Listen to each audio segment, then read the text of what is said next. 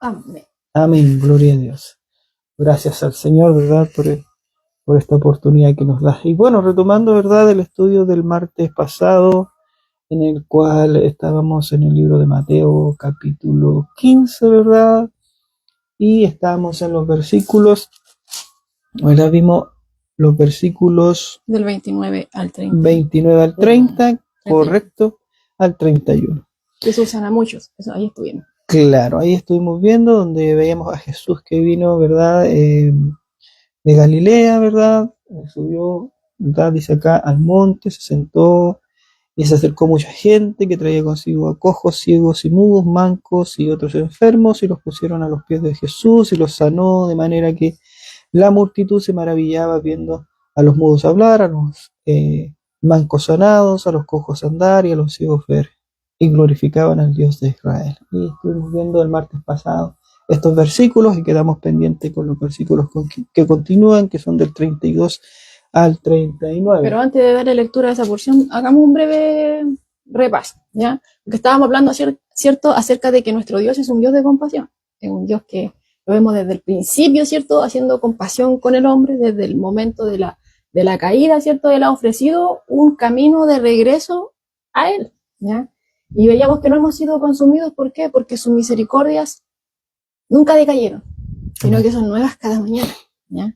Entonces, Él restringe de cierta manera su juicio y extiende su misericordia el día de hoy. ¿Para qué? Para darnos la oportunidad de que nos podamos volver a Él. ¿Por qué? Porque el Dios de la Biblia es un Dios de compasión, es un Dios que sufre con los demás, es un Dios que se duele con el dolor del hombre, ¿cierto? Con la tristeza que nos aflige, con las situaciones que pasamos día a día, y Él quiere hacer algo. Él se preocupa de nuestro bienestar, obviamente, y mayormente por nuestro bienestar espiritual. Y así hemos visto, ¿cierto?, a nuestro Señor Jesucristo obrando como Él, Dios mismo, Dios hecho hombre, ¿cierto? Vemos que ha sentido compasión por las multitudes, estas multitudes, ¿cierto?, que han traído enfermos, como bien Pedro leía, que vinieron en esta zona ya, porque recordemos que estamos en un lugar que no es territorio israelita, ¿ya?, sino que estamos en un territorio pagano. Uh-huh. Estamos acá en Decápolis, ya cuando estábamos viendo que el Señor empieza a hacer toda esta serie de milagros, y Él tiene una especial compasión por el hombre, por los que sufren, por los enfermos, y por aquellos que están siendo afligidos por todo tipo de situaciones, y lo hemos visto actuar. ¿No? Hemos visto que no solo se queda con el que se le constriñe, ¿cierto?, que ha tenido compasión de una forma tan interna, dejándolo solamente en una emoción, sino que hemos visto que Él actúa, ¿ya? Y que actúa en favor no solamente de su propio pueblo, a pesar de que lo han estado rechazando, lo han acusado de orar por medio del poder de Satanás y cosas por el estilo. De igual forma le sigue extendiendo su misericordia, pero ahora hemos visto que se ha preparado un escenario bien especial, que se ha estado levantando la hostilidad de diversas fuentes, ¿ciertos?, en el ámbito político, en el ámbito religioso, también las masas, ¿cierto?, que lo estaban siguiendo por emocionalismo, por seguir los panes y los peces, por así decirlo, y todo eso promovió que Él empezara a hacer estos viajes de retiro. Ya estamos en el último año, recordemos nuevamente de antes, ¿cierto?, de su crucifixión, y hemos visto que ha extendido su misericordia no solamente a su pueblo, sino que lo hemos visto orar también con aquellos que no pertenecen a su pueblo, ¿ya? Por ejemplo, el siervo del centurión romano, también vimos a esta mujer sirofenicia ya, que el Señor también libera de esa posesión demoníaca. Y bueno, y así lo vemos, ¿cierto?, como Pedro leía que sanó a muchos en esta zona, ¿ya?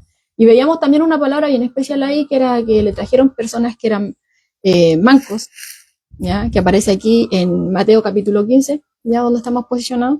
En el versículo 30 dice: se le acercó mucha gente, traía consigo cojos, ciegos, mudos y mancos. Y veíamos que esa palabra, ¿cierto?, mancos, viene del griego, ¿cierto?, cuyos, que se refiere, como dice aquí MacArthur, a cualquier parte del cuerpo humano que está deforme, que es incapaz de ser usada, o que incluso incluye mutilación o pérdida total, ¿ya? Y ahí estuvimos viendo que lo más probable, ¿ya?, y a lo que apunta también el original de esa palabra, es que Jesús estaba restaurando extremidades, aunque también enfatizábamos que en ninguna otra parte de la Escritura se nos da más detalle en cuanto a eso, ¿ya?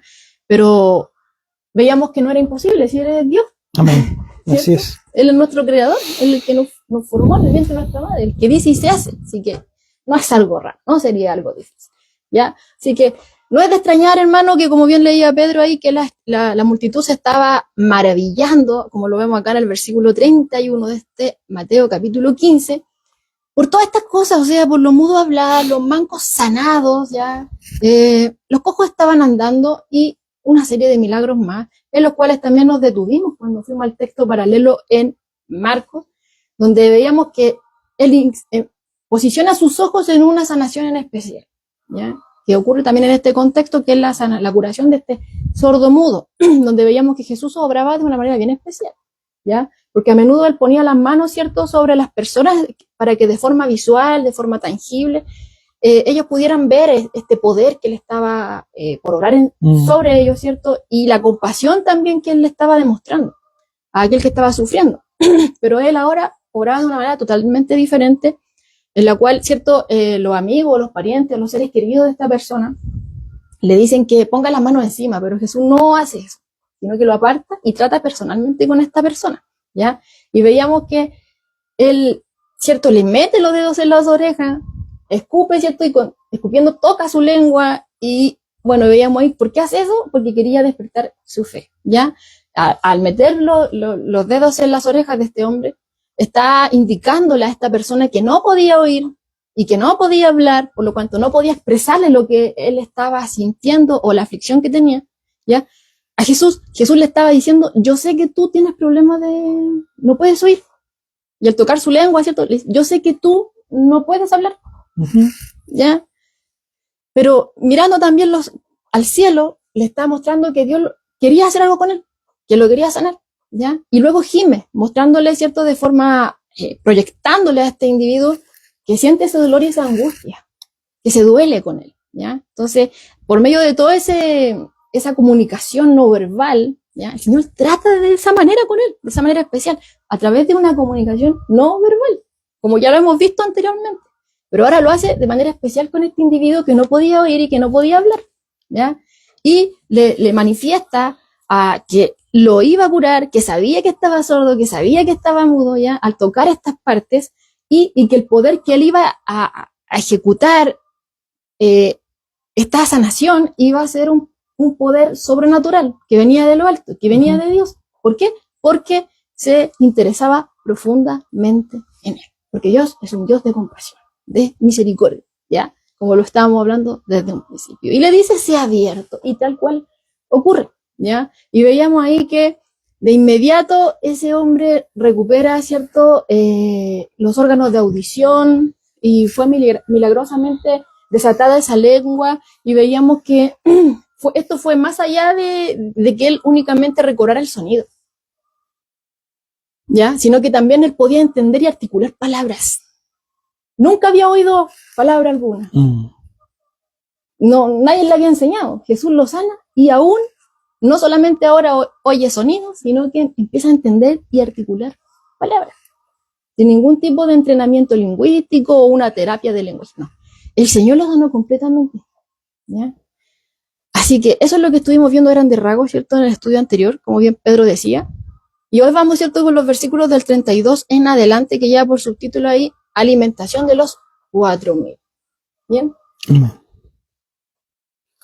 Veamos entonces la porción que nos queda de Mateo 15, del versículo 32. Jesús, llamando a sus discípulos, dijo: tengo compasión de la gente, porque ya hace 3 días que están conmigo y no tienen que comer. Y enviarlos en ayunas no quiero, no sea que desmayen en el camino. Entonces sus discípulos le dijeron: ¿de dónde tenemos nosotros tantos panes en el desierto para saciar a una multitud tan grande?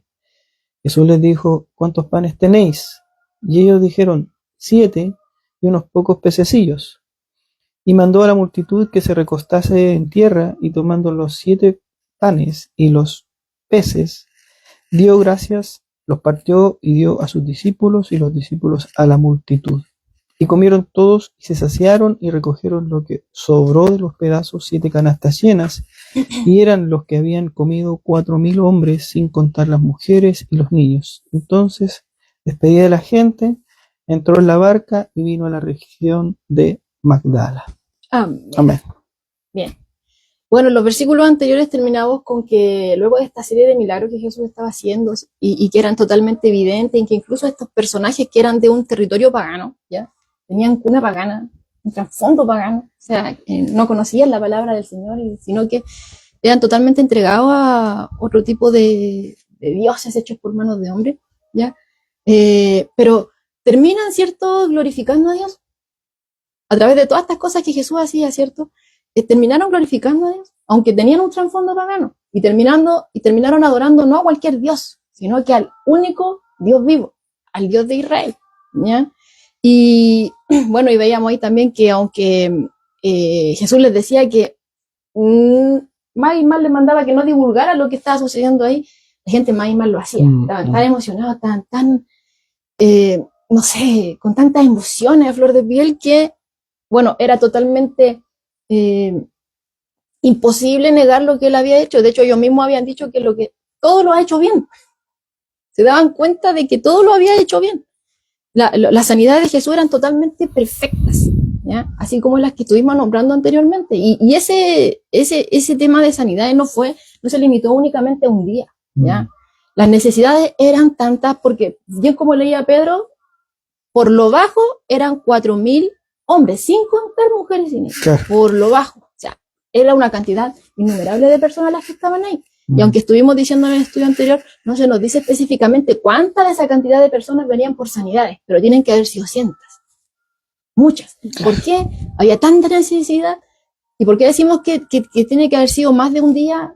Porque, bueno, aquí nos dice que Jesús dice, ya hace 3 días que están conmigo. Entonces, fácilmente podemos decir, era tanta la multitud, era tanta la necesidad, que esa serie de milagros que eran en serie, ¿cierto?, duraron durante varios días. Podemos decir aquí 3, porque estaban con el Señor hace 3 días, y Él lo dice. Claro. Entonces, después de todo ese tiempo milagroso, pero obviamente agotador, vemos que el Señor llama a sus discípulos y les dice, como bien leía el Pedro en el versículo 32, tengo compasión de la gente, porque ya hace 3 días que están conmigo y no tienen que comer.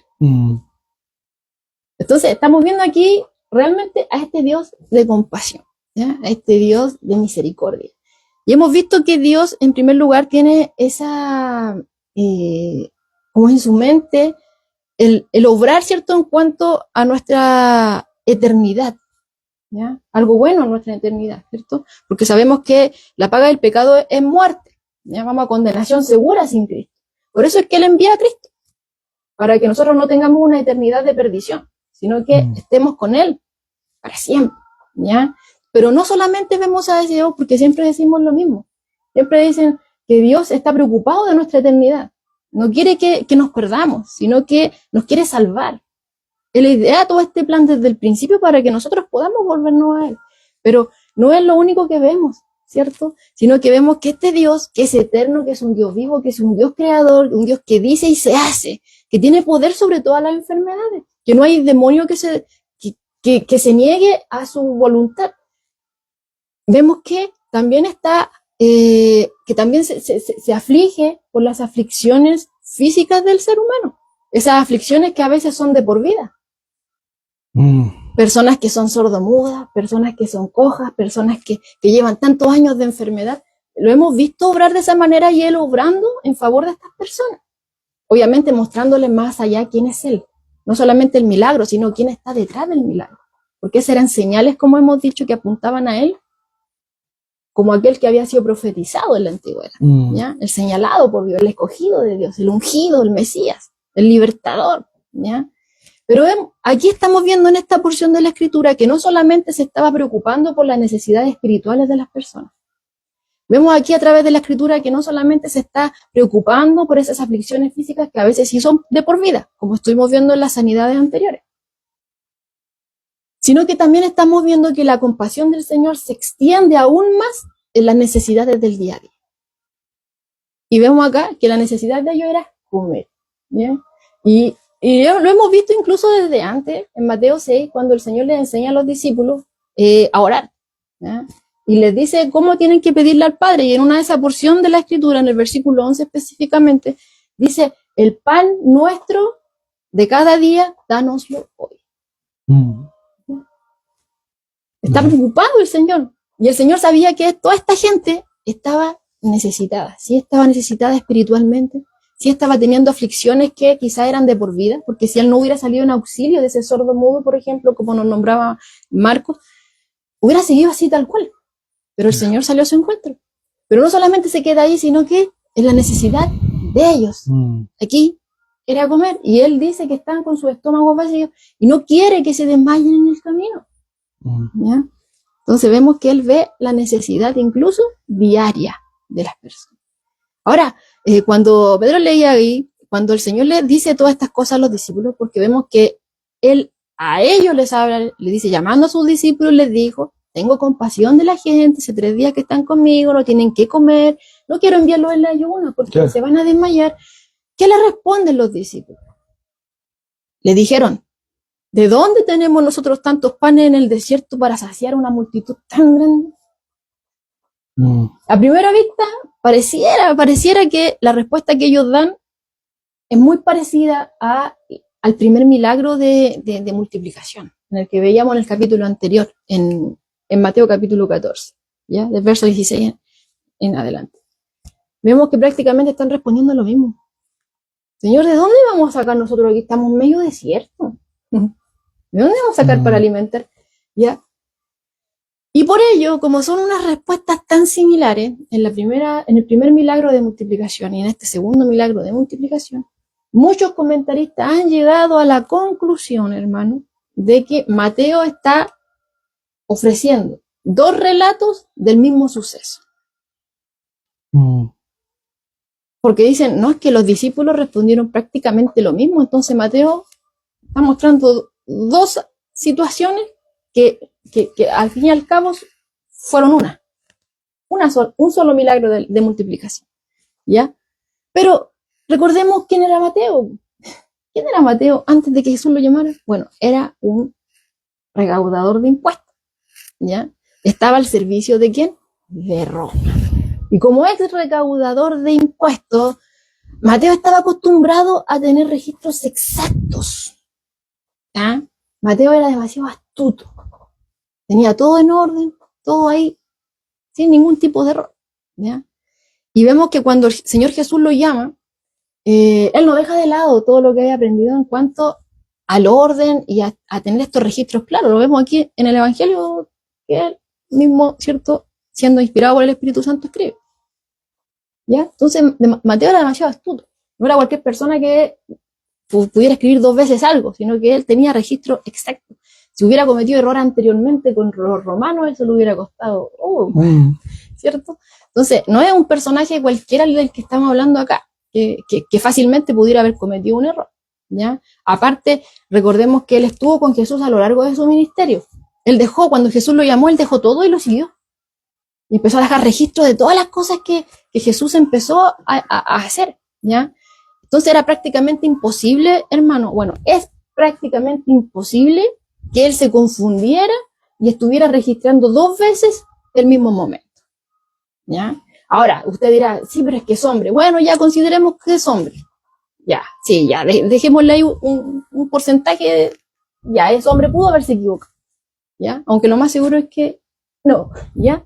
Por lo meticuloso que eran estos personajes. Pero ya démosle ahí un porcentaje ya de que se hubiera equivocado. Tenemos por otro lado al Espíritu Santo, aquel que inspiró los evangelios, y él no habría permitido tal error. Y registrado también en el capítulo 16 de este mismo Mateo, vemos que se ofrece en un relato, ¿cierto? Se nos ofrece estos 2 momentos, ¿ya? Se nos habla acerca de estos 2 momentos y se los ejemplifican por separado, ¿ya? Por ejemplo, en Mateo 16, versos 9 y 10, Jesús le está hablando a los discípulos. Bueno, como siempre les hablaba, y ellos no entienden, ¿ya? Cosas que ya había hecho, que estaban mostrando lo que él podía hacer, pero no entendían.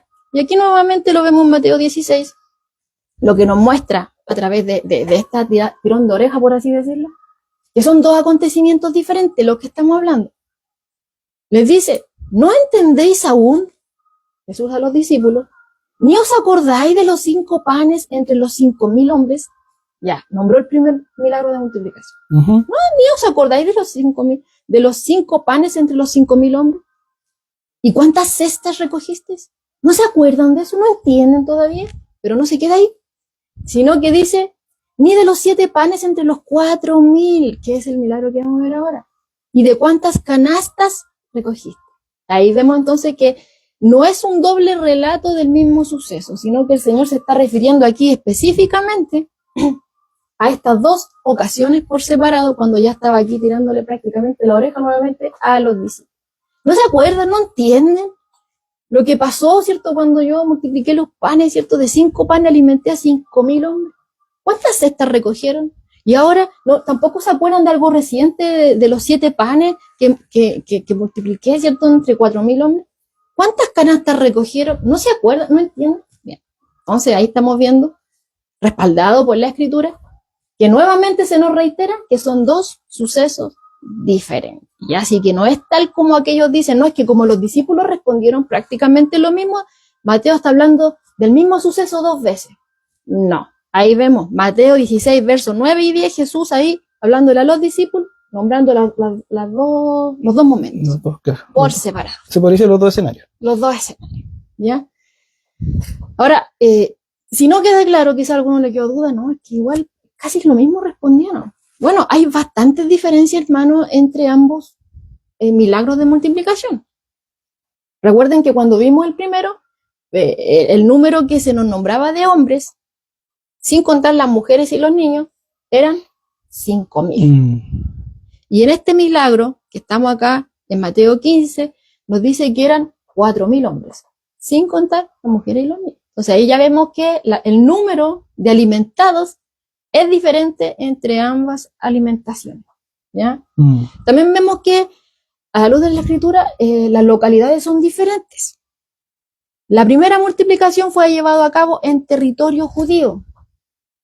Recordemos que ellos después decían, oh, él es el Mesías, y lo querían tomar y lo querían hacer rey, ya, para que se levantara en contra del yugo de Roma y cosas por el estilo. Y Lucas 9, verso 10 nos dice que esto fue en Betsaida, o sea, territorio judío. Ahí fue la alimentación de los 5.000. En cambio, como ya hemos venido repitiendo desde el inicio de este estudio, en el estudio anterior, estamos en territorio pagano. No estamos en territorio judío, estamos en territorio gentil, estamos aquí en Decápolis, ¿ya? Entonces, vemos que las localidades son diferentes.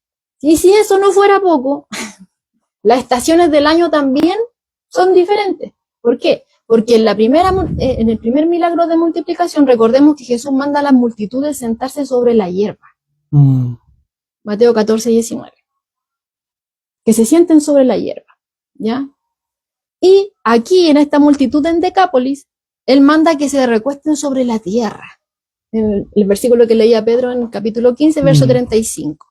Y mandó a la multitud que se recostase en tierra. Entonces, en la primera, sobre la hierba, y en la segunda, en tierra. Y según aquí el comentario de MacArthur, dice, en esa parte de Palestina, la hierba duraba desde principios de la primavera hasta principios del verano. Obviamente ya con el verano a pleno sol, ahí en las condiciones de calor, ya la hierba se marchita, ¿ya? Entonces, estamos hablando no de un día a otro que ocurrió este milagro, pueden haber sido varias semanas, ¿ya? Incluso, como dice ahí, las estaciones, bueno, se marca que son diferentes, ¿ya? Ahora, con respecto a la provisión del alimento, también hay diferencias. Esa provisión al principio. ¿Por qué? Porque ¿cuántos fueron los panes y los peces que le trajeron a Jesús en el primer milagro? Fueron 5 panes y 2 peces. En cambio, en este milagro de multiplicación que nos encontramos en Mateo 15, le trajeron 7 panes y unos pececitos. ¿Ya? Entonces ahí podemos ver que también hay diferencia en cuanto a la provisión de alimentos que le traen al principio. Y otra diferencia encontramos en el número de canastas que contienen las sobras, porque en ambos milagros hubo sobras, ¿ya? En el primer milagro de multiplicación se nos dice que hubieron 12 cestas llenas, ¿ya? De las que contienen sobras. 12 cestas llenas. Y en este milagro de multiplicación, ¿ya? Vemos que se nos dice que hubieron 7 canastas llenas. En la anterior eran 12 cestas llenas y en esta 7 canastas llenas. ¿Ya? Y el tiempo de espera de la gente antes de que Jesús hiciera el milagro también es diferente. En la primera estuvieron prácticamente un día hasta el anochecer, y en esta, como estuvimos viendo al principio, Jesús dijo: tengo compasión de la gente porque ya hace 3 días que están conmigo. 3 días para que se llevara a cabo este milagro. Entonces, no es tal cual como dicen algunos, que no, que como respondieron lo mismo los discípulos, entonces Mateo está hablando del mismo suceso, no más que lo dijo 2 veces. No, ya estuvimos viendo, hay muchas diferencias, ya no es un relato doble del mismo suceso. No, son 2 acontecimientos diferentes, ¿ya? Y usted podría decir: oiga, pero si ya hicieron un milagro, Jesús ya hizo un milagro de multiplicación. Trajeron 5 panes y 2 peces y alimentó a 5.000 por parte baja, hombres, solamente hombres, sin contar mujeres y niños. Entonces, ¿por qué los discípulos responden eso? ¿Cómo le responden al Señor Jesús? ¿De dónde tenemos nosotros tantos panes en el desierto para saciar a esta multitud tan grande, tan numerosa? Si ya vieron que Jesús hizo un milagro, ¿por qué ahora responden lo mismo? Bueno, los evangelios sinópticos una y otra vez nos muestran desde el principio, ya que desde principio a fin, que los discípulos son lentos para entender. Incluso lo estuvimos viendo en ese versículo, hermano, que yo les decía del capítulo 16, cuando le dice: no entendéis aún, o sea, ya hizo el primer milagro, no entendieron, porque aquí ya lo dejan ejemplificado en el versículo 33. ¿De dónde vamos a sacar? Habiendo visto el primer milagro. Pero no para ahí. Algunos habrán dicho: no, es que con este segundo milagro ya entendieron. Pero estamos viendo que después de los 2 milagros, capítulo 16 de Mateo, ¿no entendéis aún? ¿No se acuerdan de los 5 panes entre los 5.000? ¿No se acuerdan de los 7 panes entre los 4.000? O sea, todavía no entendían. Todavía no. Y los evangelios lo dejan ahí, no lo ocultan, no los ponen como superhombres, sino que dejan una y otra vez al lector en evidencia que ellos eran hombres imperfectos, mujeres imperfectas, tal cual como lo somos nosotros. ¿Ya? Son lentos para entender, pero no son solamente ellos, no es para que nosotros digamos: ay, que son duros, no entienden nunca, como dice con la suya, no entiende nunca la niñita.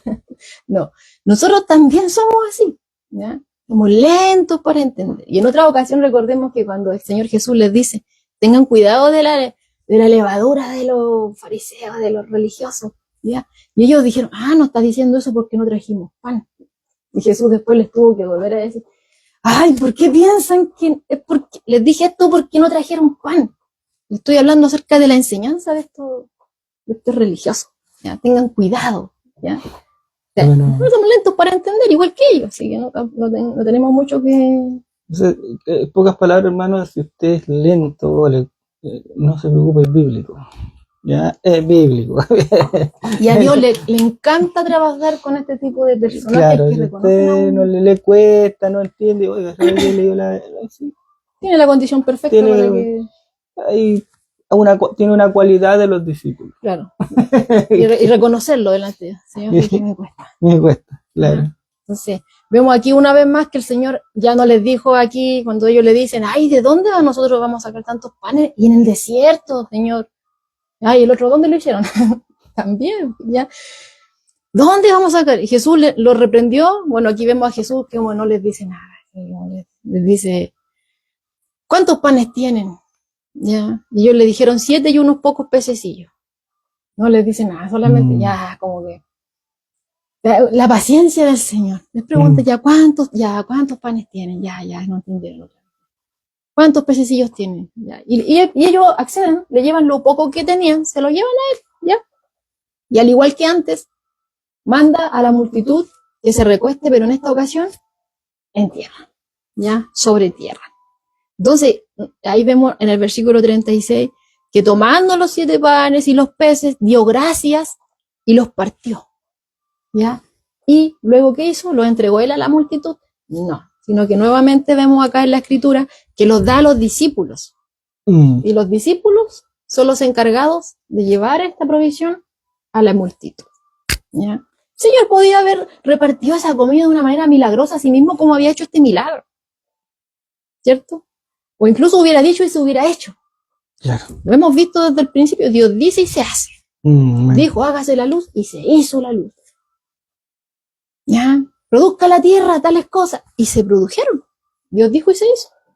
Y hemos visto también, ¿cierto?, que cuando el pueblo de Israel estaba en el desierto, Él también en el desierto les dio alimento, les dio maná en el desierto. Éxodo 16. Tenían que salir temprano, tenían que procesarlo, tenían que hacer un trabajo para poder alimentarse. Pero ellos no tenían que producirlo, el Señor se los daba. Pero, claro, y tenían que ir específicamente en el horario que el Señor les decía, y ellos solamente tenían que ir y recoger.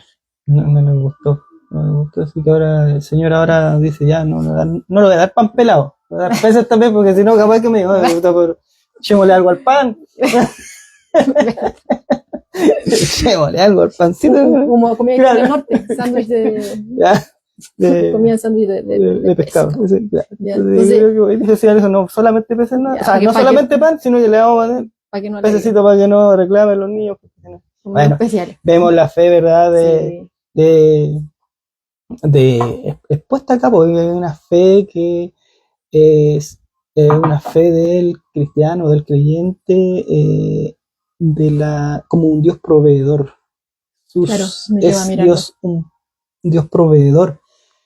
Pero aquí vemos que, bueno, podemos ver que los mismos discípulos tenían fe en que Cristo podía sanar, pero no lo veían con una fe como un Dios proveedor. Porque tú acabas de decir, claro, ellos, hoy ya, ustedes vieron que yo les di de comer a 5.000, ahora ustedes, claro, ellos creían que Dios podía sanar, pero con esa misma fe que ellos creían que Dios podía sanar, también tiene que haber una fe como un Dios proveedor.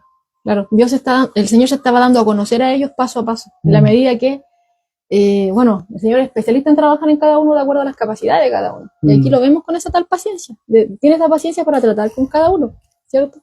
Entonces, y aún sabiendo que son lentos para entender, que somos lentos para entender, incluyéndonos, ¿cierto? No me quedo afuera yo de esto.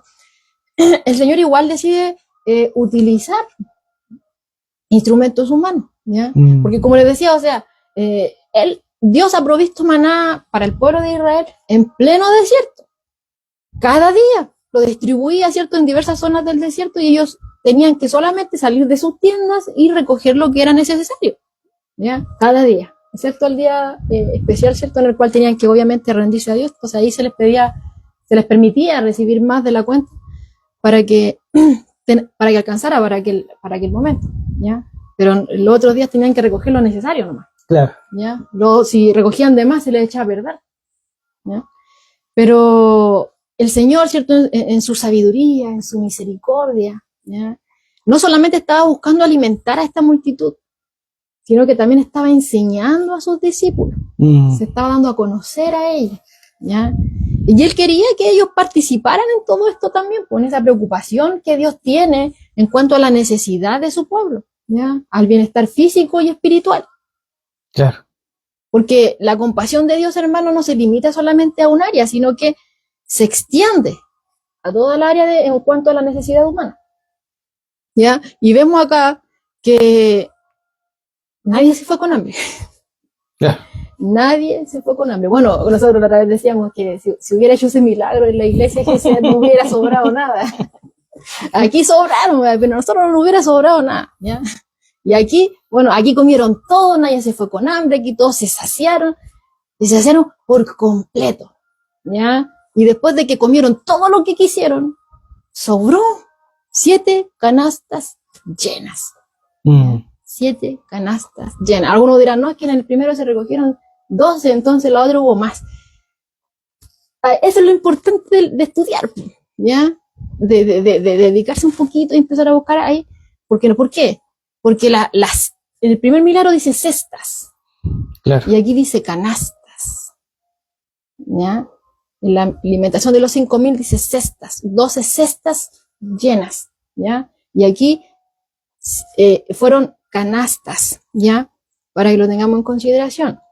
Cuando habla de cestas, como las que hubieron en el primer milagro de multiplicación, Los 5.000. claro, esa cesta se refiere a un pequeño contenedor, ¿ya? Y aquí dice que se llamaba cofinos, ¿ya? K-O-P-H-I-N-O-S, cofinos, ¿ya? Entonces, cuando esa cesta se refería a un pequeño contenedor que era judío, que utilizaban los judíos, ¿cierto? Cuando viajaban y ahí echaban lo suficiente para que les durara para una o dos ocasiones, era una o dos comidas que podían llevar en esa pequeña cesta, en ese pequeño contenedor, ¿ya? Pero las canastas que estamos viendo acá, hermanos, ¿ya? En esta multiplicación acá en Decápolis se llamaban espúridas, ¿ya? S-P-U-R-I-D-A-S, espúridas, ¿ya? Que utilizaban los gentiles y eran canastas, eran bastante grandes. De hecho, los estudiosos dicen que incluso podían contener a un hombre dentro, caía un hombre dentro de estas canastas. Y apuntan a que fue en una de esas canastas en la que los discípulos bajaron a Pablo por el muro cuando lo querían matar. Ah, ya, ya. Pablo cabía dentro de una de esas canastas, ¿ya? Así que para que tengamos en consideración esa diferencia en la cantidad de comida que caía en cada una de ellas, ¿ya? La primera eran canastas, podríamos decir, individuales, una o dos comidas, y en estas podía caber un hombre dentro, ¿ya? Entonces cabía mucha más comida en estas canastas, ¿ya? Que en la anterior, ¿ya? Entonces, debido a que, bueno, ¿cuántos días llevan sin comer? 3 días. Entonces, obviamente habían consumido mucho más alimento que aquellos que estuvieron sin comer un día, ¿ya? Claro. Ahora, aquí hay un comentario que me pareció muy interesante, ¿ya? Esta coincidencia, pero uno dice coincidencia, pero es más que coincidencia, claro, ¿ya? Dice aquí, el Señor finalizó cada fase de su ministerio con una alimentación. El Señor finalizó cada fase de su ministerio con una alimentación. Terminó el ministerio en Galilea con la alimentación de los 5.000. El primer milagro que estuvimos viendo de multiplicación. Y concluyó el ministerio en la región gentil con la alimentación de los 4.000. Pero no se queda ahí, sino que sigue diciendo aquí el comentarista, y finalizó el ministerio en Judea antes de su muerte en la cruz con la alimentación de los suyos en el aposento alto. ¿Ya? Entonces, vuelvo a reiterar, hermano, o sea, Dios está preocupado de cada área de nuestra vida. No solamente está preocupado por la salvación, mirándolo como algo futuro, sino que Él también está preocupado, ¿cierto?, de las situaciones que nosotros vivimos en el día a día, ¿ya? Por las aflicciones que tenemos, ¿cierto? Y que a veces, como hablábamos, a veces son de por vida, situaciones que podemos estar viviendo, que pueden ser de por vida. Pero el Señor no es un Dios que hace oídos sordos, es un Dios que está pendiente de nosotros, y de hecho Él siempre nos está llamando a poner los ojos en Él, ¿ya? En confiar en Él, en que Él todas las cosas las tiene bajo control, de que a Él no se le escapa ningún detalle, ¿ya?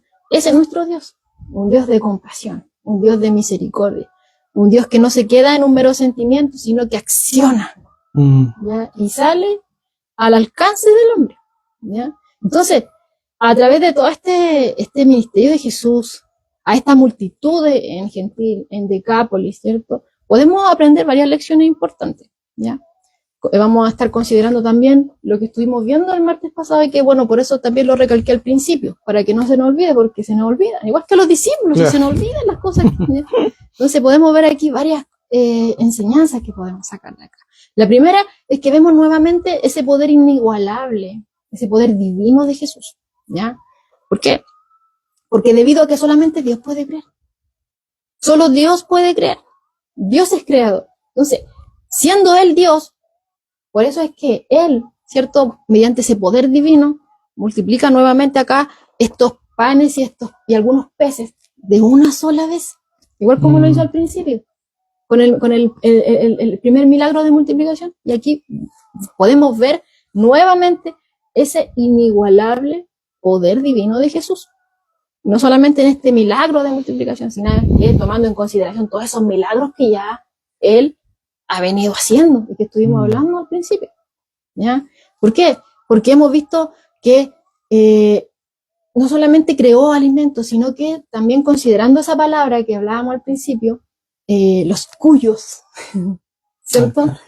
Él es el único, Dios es el único que podemos ver aquí en la Escritura que da extremidades completas en lugar de extremidades que estaban deformadas o quizás estaban ausentes. El único que da ojos que ven para reemplazar a aquellos que estaban ciegos. Y creó una superabundancia de alimentos para reemplazar, ¿cierto?, a esa poquita cantidad que le trajeron. Y hay que así alcanzará para todo, ¿ya?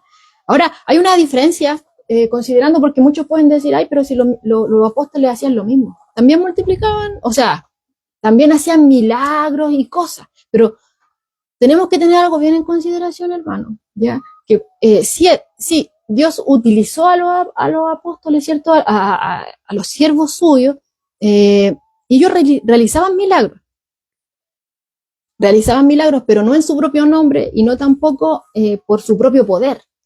No, yo por el poder de Pablo, no, yo por el poder de Juan, no, nada por el estilo, sino que ellos hicieron milagros, ¿cierto? Ellos obraron, ¿ya?, en el nombre de Jesús y en el poder de Jesús, ¿ya? Entonces, Jesús, a diferencia de ellos, Él realiza milagros. Todas estas cosas que hemos visto hasta ahora, una pincelada que solamente podemos traer a la imaginación, y aún nuestra imaginación queda corta, hermano, con todo lo que Él hizo. Él lo hizo todo en su propio nombre. Y poder, porque Él es la fuente de poder. Él es Dios mismo. Y aquí podemos ver obrando nuevamente el poder divino del Señor Jesucristo. Amén. Entonces, ahí podemos ver esa primera lección, ya ese inigualable poder divino de Jesús, ¿ya? En segundo lugar, el hecho de que, volviendo a esas enfermedades, el hecho de que Él curara esas diversas enfermedades y restaurara oídos, restaurara vista, pero que también restaurara a aquellos que estaban cuyos, vuelvo a esa palabra, que veíamos ahí, ¿cierto?, en este comentario, ya que hacía alusión a la palabra en el original, que hablaba de aquellos que estaban mutilados, y a veces totalmente sin brazos, o sin piernas, o sin ojos, o alguna parte de su cuerpo. El hecho de que Jesús restaurara a aquellos que venían en esa condición, los separa por completo de cualquier personaje que diga que es un sanador, o que lo ha dicho anteriormente, en otro tiempo, ya en esos sanadores divinos, o esos llamados que hacen como ven por tu milagro, tu noche de milagro, en el nombre de Jesús, tú quedas sana de esto, y dicen solamente cosas que no son comprobables. Pero aquí podemos ver que Jesús se separa completamente de todos esos chantas, por así decirlo, ¿ya?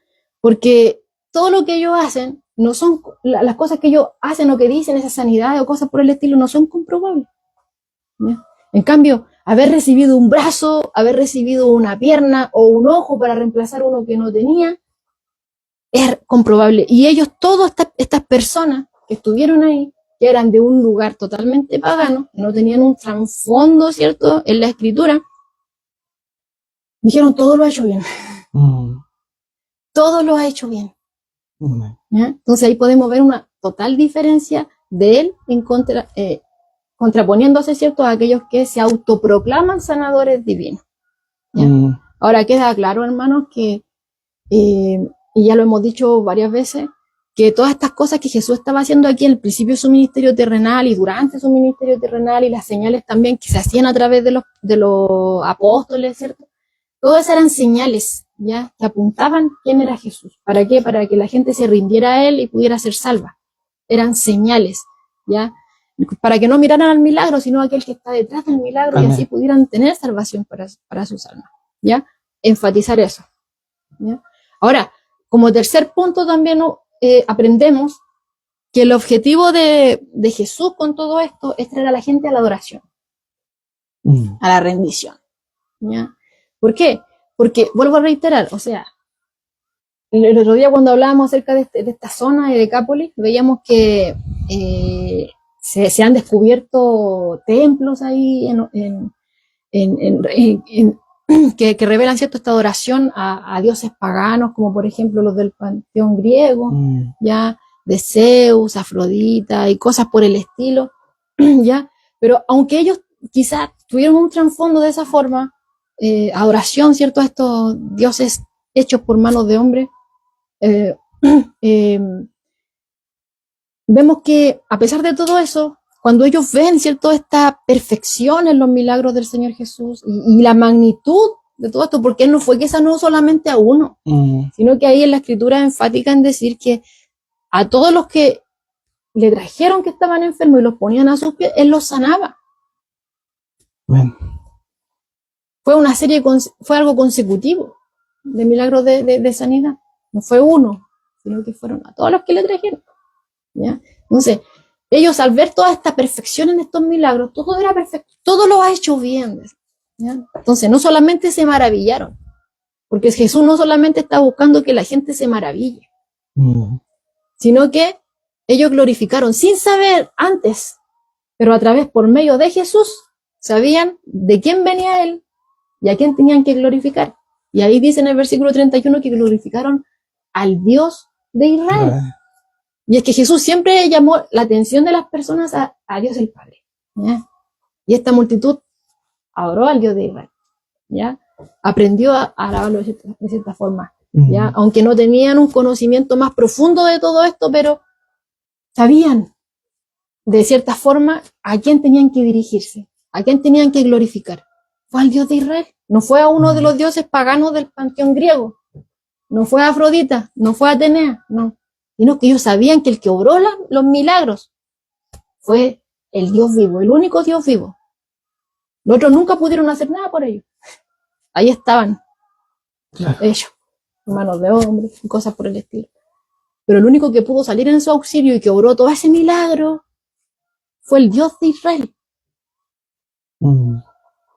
Y reconocían que ellos no lo conocían. Era el Dios de Israel, no de acá. ¿Ya? Pero obviamente ese fue el objetivo supremo de Jesús, llevarlo, ¿cierto?, a través de toda esa compasión que Él tuvo por ellos, de estarle curando, ¿cierto?, esas aflicciones, todos esos cuerpos dañados, todos esos cuerpos enfermos, llenar también, darle esa provisión a esos estómagos que estaban vacíos, teniendo cuidado de ellos, de que no se fueran a desmayar en el camino. Pero Él tenía claramente una preocupación infinitamente mayor que todo eso. Ya, como lo hemos dicho, no solamente se preocupaba por las cosas del día a día o por las cosas que sucedan a lo largo de nuestra vida, sino que también por lo eterno, ¿ya? Por lo eterno. Todas esas cosas Él quería que lo llevaran a verlo a Él. ¿De dónde? ¿Quién lo envió a Él? No es cualquiera, es Dios, el único Dios vivo obrando a través de Él, ¿ya? Y así llevarlos a confiar en Él. Y así Él podría, posteriormente, porque ya hemos visto que el Señor se va revelando paso a paso con cada una de las personas, llevarlo, ¿cierto?, a encaminarlo hacia la salvación, ¿ya? Sacarlo, ¿cierto?, del error, quitar la vista de ellos del error, traerlas al Dios vivo, ¿ya?, glorificándolo a Él, y así después, posteriormente, convertirlos en ciudadanos de su reino, de este reino de los cielos, ¿ya? Entonces, todo esto vemos que es un paso a paso que el Señor va haciendo, y nada hace porque sí. Todo eso apuntaba a, ¿ya?, lo que estaba detrás. ¿Quién era Él? ¿Quién lo había enviado a Él? ¿Quién es Él? ¿Ya? Entonces ahí podemos ver esa tercera enseñanza que aprendemos, que el objetivo del ministerio del Señor era llevar a la gente a la adoración. ¿Ya? Pero no a cualquiera, sino que en el objeto correcto, como hemos estado viendo anteriormente. Vemos una cuarta, ¿ya?, enseñanza que podemos desprender de aquí, es que esta historia nos enseña a confiar en los recursos divinos. ¿Ya? ¿Por qué? Porque nos lleva a confiar no en nosotros, no en mis capacidades, no en lo que yo tengo, porque al fin y al cabo todas esas cosas nunca van a ser suficientes en la obra del Señor, sino que nos lleva, ¿cierto?, que al igual que los discípulos, a reconocer que lo que tengo no alcanza. Señor, ¿de dónde voy a sacar todo esto? Mira, solamente esto tenemos, pero eso poco que tú tienes, traérselo a Él, confiar en Él, reconocer que tú no tienes, ¿cierto?, todos los recursos para poder hacer lo que Él te está mandando a hacer, pero aún lo poco que tienes, traérselo a Él, volverte a Él, reconocer, yo por mis fuerzas no puedo, por lo que yo tengo, no va a rendir para tanto, pero Señor, aquí soy material dispuesto, esto es lo que tengo, ¿ya? Porque nada de lo que nosotros podamos tener, ni nuestras vidas, ni nuestras capacidades, nada realmente puede suplir, ni puede, ¿cómo decirlo? Llenar todo eso que tiene realmente que llenar. No es suficiente, dicho de una manera más clara, ¿ya? Y realmente nada de nuestras propias fuerzas tampoco va a agradar a Dios, ¿ya? Recordemos que los discípulos habían visto todos estos milagros. Después cuando Él lo hace sus apóstoles, ¿cierto? Lo iba a mandar a predicar. Él no les dice, ya vayan solamente con lo que vieron y vayan, sino que primero les da una orden y les da una promesa a través de esto. No vayan, primero, sí, los voy a enviar. Tienen que hacer, van a ser mis testigos de aquí hasta lo último de la tierra. Pero, tienen que primero esperar lo que les voy a prometer. Van a recibir poder cuando haya venido sobre vosotros el Espíritu Santo. No en sus propias fuerzas, sino que a través del Espíritu Santo. ¿Ya? Él los equipa. Hechos 1:8.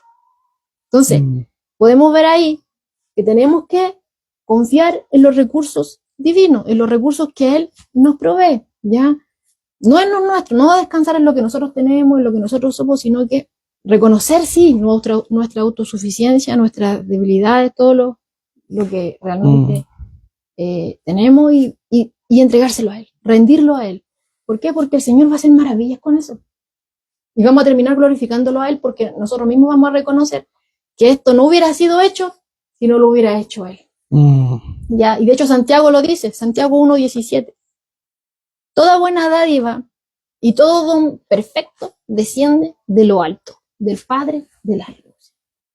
¿Ya? Así que, hermano, en una cuarta lección, confiemos en los recursos divinos, no en los nuestros, porque realmente nunca vamos a poder suplir todo lo que el Señor nos envía, sino Amén. Que descansemos en Él, traigamos a Él todo lo que reconozcamos que nuestra propia falta de recursos, nuestras propias faltas de capacidades, pero traigámoslo a Él, volvámonos a Él, no nos quedemos ahí, no, es que yo no puedo, ¿no? Que Señor, yo soy tardo para hablar, no sé hablar, dígaselo a Él, no hice yo la boca, fue lo que le dijo a Moisés.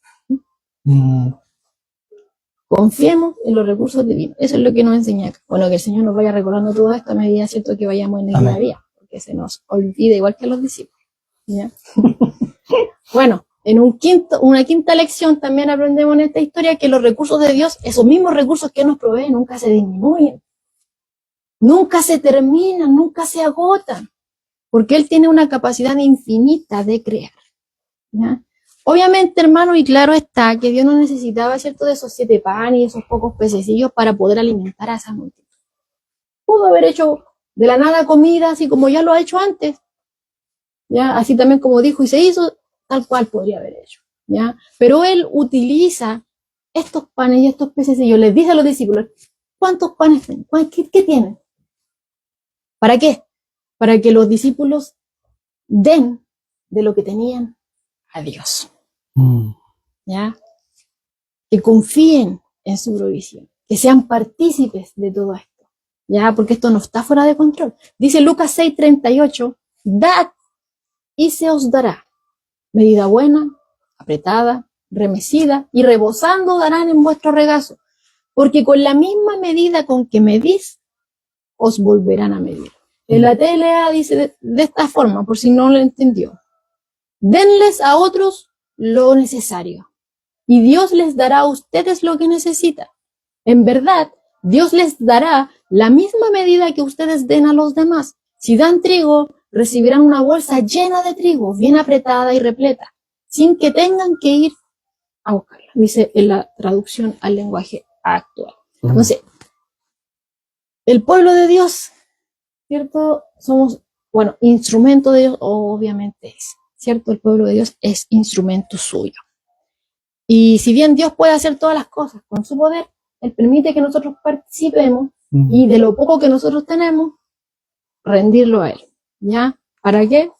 Para que participemos en todo este plan que el Señor tiene, ¿cierto? De provisión, no solamente provisión en cuanto a lo físico, sino que también vemos ahí que también va a través de todo esto le está enseñando también a los discípulos a ser partícipes en esa provisión espiritual, de llevar el mensaje. ¿Ya? No solamente tenían que proveer algo físico, sino que también lo que iban a traer después era mucho más grande. ¿Ya? Entonces, y a eso es lo que nos lleva, ¿cierto? Este quinto punto, es que los recursos de Dios nunca disminuyen, nunca se agotan. Y si confiamos, ¿cierto?, en esa promesa que el Señor nos acaba de dar en Lucas 6:38, nunca vamos a carecer de recursos, ¿cierto?, para hacer lo que Él nos ha mandado a hacer. ¿Ya? Que tenemos que confiar en Él, que el Señor nos ayude también. Obviamente, amén. Claro. Un sexto punto que podemos aprender de acá es acerca de la utilidad del siervo, ¿cierto? El siervo. El Señor puede llevar a cabo su obra sin nosotros, bueno, ya lo hemos dicho, pero Él decide hacerla por medio de nosotros. El Dios perfecto decide trabajar y llevar su obra a través de seres imperfectos. ¿Ya? Él no necesitó ayuda para distribuir la comida de los discípulos. De hecho, Él pudo haberse demorado mucho menos que todas las horas quizás que se demoraron los discípulos en dar de comer a toda esa gente. ¿Ya? 4.000 hombres por lo bajo, sin contar mujeres y niños. ¿Ya? Quizás cuánto tiempo se demoraron en llevar, ¿cierto?, a todas estas personas la comida. El Señor pudo haberlo hecho rápido, pero en su infinita sabiduría, en su infinita misericordia, Él permite y elige usar instrumentos humanos para satisfacer las necesidades humanas, pero no solamente eso, como les decía hace un momento, sino que también para llevar el evangelio a todo el mundo. ¿Ya? Y aquí hay un comentario de MacArthur que me gustó mucho y lo voy a leer textual. Dice: al servir de modo sumiso a otros en el nombre y el poder del Señor, aprendemos a servirlo a Él. Al servir de modo sumiso a otros en el nombre del Señor y el poder del Señor, aprendemos a servirlo a Él. En preparación, hermano, miren, en preparación para servirlo por toda la eternidad en dimensiones que ahora no podemos concebir. Me gustó mucho ese comentario porque tiene razón, porque todo lo que estamos aprendiendo ahora, todo lo que estamos haciendo en el nombre del Señor, ¿cierto? Es una preparación. De igual forma que el Señor estaba preparando a ellos ahí, también está preparándonos a nosotros. Y no podemos concebir todo lo que va a pasar, ¿cierto?, cuando estemos con Él. ¿Ya? La forma en que lo vamos a servir ahí cuando estemos con Él por la eternidad no cabe en nuestra mente. ¿Ya? No lo podemos concebir. ¿Ya? Entonces todo esto es para servirlo por toda la eternidad. El Señor nos está preparando.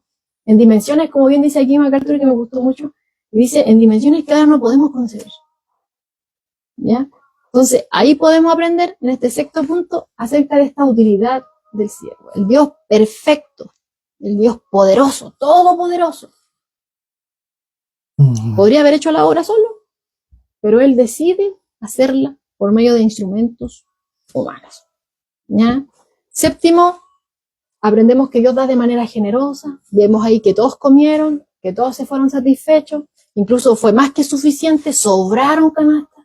¿Ya? Y la última lección y dominante que ha sido a través de todo este estudio y el anterior, ¿ya?, es la ilimitada compasión de nuestro Señor Jesucristo.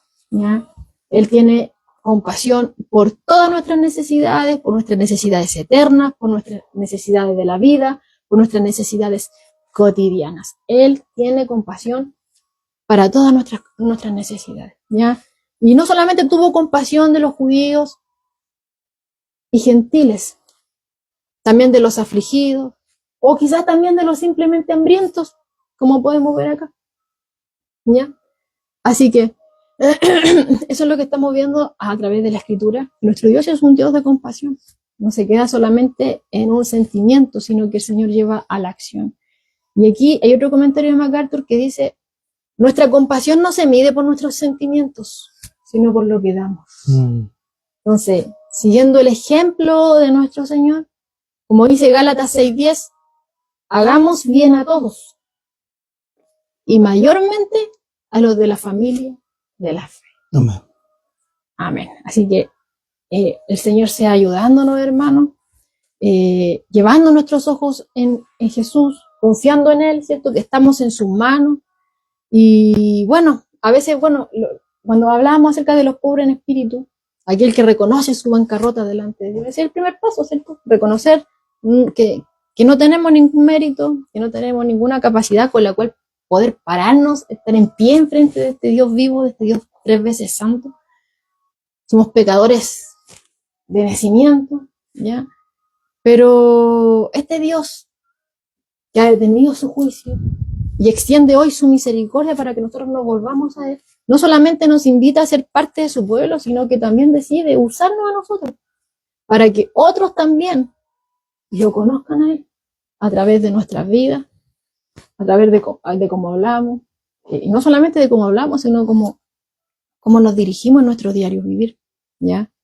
Porque el Señor, hemos visto en su vida que el Señor no solamente enseñaba, sino que Él, su forma de vivir iba acorde a lo que enseñaba. Y eso es lo que el Señor está trabajando también en nosotros, ¿cierto?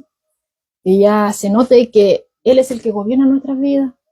Y de esta manera, ¿cierto? Vamos a poder ser esa luz y esa sal de la cual estábamos viendo en la bienaventuranza, ¿cierto? Que es el propósito para el cual el Señor nos dejó aquí en esta tierra. Si bien el Señor nos salva, no nos llama a a estar únicamente pensando, ¿no? Que la salvación es personal. Sí, la salvación es personal, pero el Señor no nos llama a ser egoístas. Y eso es lo que estamos viendo a través de esto. Estaba preparando a los discípulos para lo que se venía. Amén. Así que el Señor nos ayude a seguir sus pasos. Amén. Bueno, sin duda la palabra del Señor siempre nos lleva a una reflexión personal, íntima, y hemos podido ver que en estos trazos, en estas estrofas de la palabra del Señor, podemos ver cómo nuevamente Cristo sale, ¿verdad?, al encuentro de los necesitados. O sea, en principio se dice que Él sale de ese lugar, de un lugar X, y va a otro lugar.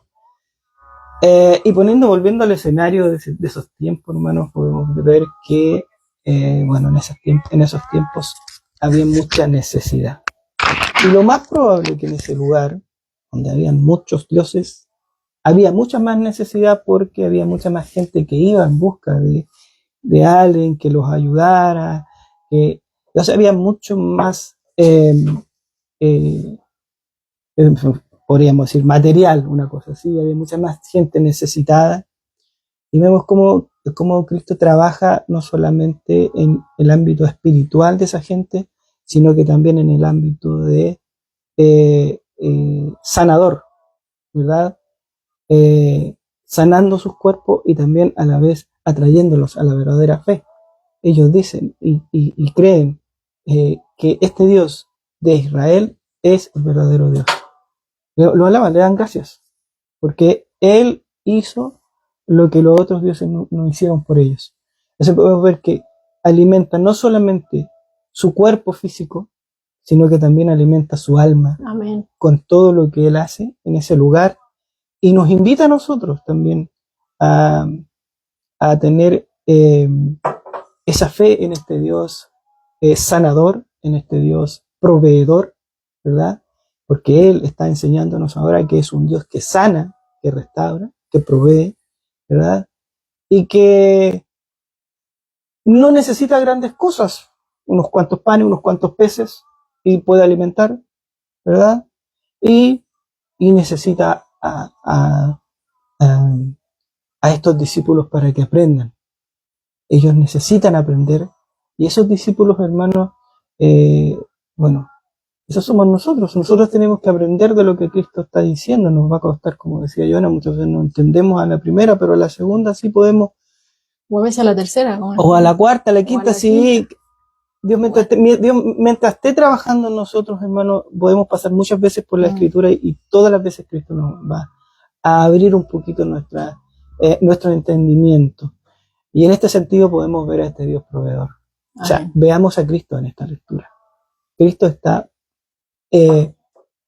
entregando al hombre siempre, ¿verdad?, esta sanidad, tanto física como espiritual, y a la vez también alimentando a esta gente, que es lo más probable que en esos tiempos había mucha gente en ese lugar, porque era un lugar de peregrinaje en busca de algún Dios que los ayudara. Y tiene que haber habido mucha más gente enferma y también muchas más gente hambrientas y necesitadas de una esperanza de ese Dios. Y Cristo lo sabía. Había mucha más gente ahí que necesitaba de Cristo y Él fue al encuentro de ellos. Esto no fue una casualidad de que Él salió porque porque lo querían nombrar rey y todo. Sí, fue el escenario para que que Dios preparó para que sucediera esto, sí, bien, pero había un trasfondo mucho más había una cita importante para el hombre, y una enseñanza mucho más grande para nosotros ahora como lectores. Después de cientos de años, ¿verdad?, podemos leerlo y podemos ver a lo mejor que él, claro, sale de este lugar, pero nunca nos íbamos a imaginar que sale de este lugar porque lo querían coronar como rey, como el que los iba a sacar del yugo de Roma, ¿verdad? Pero él hace esto. Sale y sale de ese lugar, pero también vemos cómo él puede, en el lugar que él esté con esta gente que es pagana, hermano. O sea, muchas veces nosotros decimos, si este no cree en Dios, cree en Buda, ¿verdad? Pero Cristo aquí nos muestra cómo esa gente que también tenía dioses y creía en otros, pueden ver a este Dios, pueden ver el amor de Dios, pueden ver la compasión de este Dios de Israel, y aunque ellos eran muy creyentes o eran muy devotos, se dieron cuenta de que había un Dios verdadero, y ese Dios verdadero les había ayudado en ese momento y le estaba ayudando, los alimentó, y ellos creyeron y alabaron a este Dios de Israel, el Dios verdadero. Claro, y también trayéndolo a hoy, muchos de nosotros también fuimos sacados de ahí. Sí. Teníamos ciertos otros ídolos, y si no hubiera sido por Cristo que salió a nuestro encuentro y tuvo misericordia de nosotros, ni siquiera hubiéramos podido hablar de él, así como recordando, ¿cierto?, a este mudo, que el Señor desató su lengua, ¿ya? Y sus oídos, y hoy Él ha transformado nuestras vidas, ¿cierto? Y hoy podemos oír su palabra y podemos hablar también de Él, ¿ya? Ser instrumentos en sus manos, con lo poco ni nada, porque nada es nuestro, ni las vidas nos pertenecen, todo proviene de Él, pero aún así Él permite que nosotros reconozcamos nuestra insuficiencia, y dentro de eso encomendarnos a Él, ¿ya? Y Él obrar milagros, como por ejemplo ahora, tomó esto, como bien Pedro decía, este par de estrofas, ¿ya? Y se está multiplicando. Su palabra viva, palabra eficaz, palabra que sacia nuestra necesidad más íntima. ¿Y qué llevarnos a Él? Así es. O sea, Dios obra de manera increíble en la vida del hombre, y podemos verlos cada vez que abrimos la Escritura. No es necesario que lo veamos, ¿verdad? Aunque sí, muchas veces hemos visto ya llegará el momento. Hemos visto que Dios obra mediante la oración, y lo hemos visto como iglesia, pero también está mostrándonos cómo Él, cada cosa que hace está tan ordenada, ¿verdad? Tiene un orden tan perfecto que uno queda así como diciendo, yo pensaba cuando estaba leyendo que Él se iba para allá porque lo querían coronar como rey, pero ya eso pasa a ser como segundo, o algunos porque le tenían miedo a Herodes. Claro, ya pasa a ser segunda parte de eso, ya se olvida y vemos que Cristo tenía algo mucho más grande preparado para esta gente, ¿verdad? Que no solamente, como vuelvo a reiterar, no estaba solamente alimentándolos con pan y con peces, sino que también estaba alimentándolos espiritualmente y entregándoles lo que ellos necesitaban y buscaban. Y yo creo que quedaron muy impresionados y lo más probable es que todos y la gran mayoría creyó en él. Claro, ¿no? Y los discípulos, trabajando en los discípulos, ¿cierto? Que al fin y al cabo ellos no tenían ni idea de lo que se iban a encontrar ahí, porque como hablábamos al principio, él se retira, ¿cierto? Para estar a solas con sus discípulos. Claro. No tenían ni siquiera idea de lo que iba a acontecer y aún de lo que estaban viendo. Que Jesús no solamente obró en territorio israelita, sino que ahora estaba obrando en un lugar totalmente pagano. Y ya venía, ¿cierto?, de orar también con esta mujer sirofenicia, a la cual le decían, ay, Señor, viene gritando, dando gritos, ¿por qué no la despides? ¿Cierto? Claro. Y ahora vemos que ellos llegaron aquí con todo esto, pidiendo auxilio, y el Señor los sanó a todos aquellos que requerían, los sanó, ¿ya? Entonces, obviamente, eso da un pie, tienen que haber quedado maravillados los discípulos con todo esto que estaba aconteciendo, ¿ya? Pero, sí, porque estaba obrando en territorio claro, pagano. Yo lo veo y así. Le estaba dando a entender lo que obviamente después iban a entender con más claridad. Claro, que para allá, que ellos quedaron maravillados, ¿verdad?, de todo esto, pero todavía no lograban entender esa maravilla que estaban viendo hasta después de un tiempo. Claro. Ellos pudieron entender, y no solamente después de un tiempo, sino que a lo largo de su vida ellos seguían experimentando toda esta enseñanza que Cristo le dio cuando estuvo con ellos en su vida, en su caminar, en su peregrinar. Ellos pudieron ir entendiendo poco a poco todo lo que había pasado y todo lo que le había enseñado Cristo. Ellos empezaron a comprender y a entender, y cada vez más se apegaban a Cristo, buscando, ¿verdad?, esa perfección en Cristo, y tratan de imitar los pasos que el maestro, que su maestro, que nuestro maestro nos entrega todos los días en la Escritura. Si eso es para allá, y que cada vez que Cristo nos muestra su compasión, ahora nos está mostrando, ¿verdad?, cómo es Él, un Dios sanador, un Dios compasivo, ¿verdad?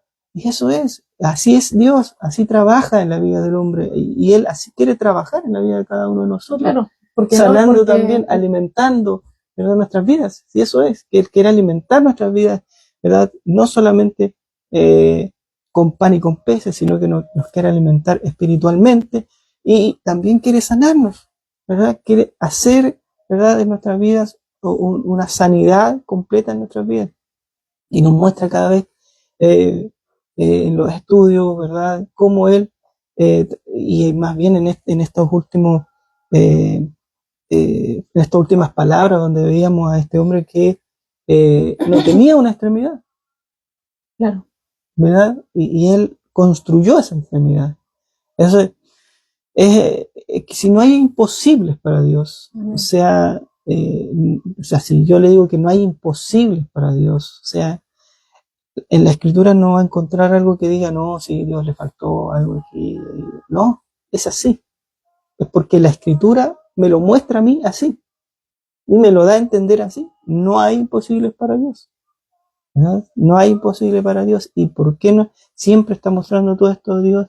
Jesús en su caminar, en su peregrinar, mostrando todo esto, es para que aquel que venga a Cristo, ¿verdad?, no dude de que este Dios, ¿verdad?, es un Dios que no mira estatus sociales, que no mira condiciones socioeconómicas, no, o enfermedades, no, nada. Que tú te falte algo que en tu vida que no tienes cómo poder restaurar, por ejemplo. Cristo lo puede hacer. Cristo lo puede hacer. A lo mejor tu vida está pasando por muchas dificultades, muchos problemas, y te sientes solo, te sientes aislado, te sientes angustiado, ya no sabes qué hacer. Bueno, Cristo te invita hoy a que hay un Dios, hay un camino, hay alguien que está esperando que tú le hables, que tú creas en Él, como esta gente que creyó y lo buscó. Ellos escucharon, y a lo mejor fueron unos pocos que vieron que, sí, y después todos los demás, Cristo está sanando, hay un hombre que llegó, que que es el Dios, que dicen que es el Mesías, el Dios de Israel, va, y fueron. Asimismo, Dios ahora te está mostrando cómo esta gente caminó, cómo esta gente llegó a ese lugar y fue escuchada, fue atendida por este Dios maravilloso que nosotros, ¿verdad?, seguimos. Así que el Señor nos bendiga, a veces que nos ayude también a entender la, la porción de la Escritura que Dios nos entregue, ¿verdad?, y poder verlo siempre. Siempre las Escrituras están apuntando, dirigiendo nuestra mirada al blanco perfecto que es Jesucristo. Y eso es lo bueno, eso es lo maravilloso, porque no nos dice que tenemos que mirar para otro lado, sino que donde está la salvación, donde está el camino, donde está la vida, es en Cristo.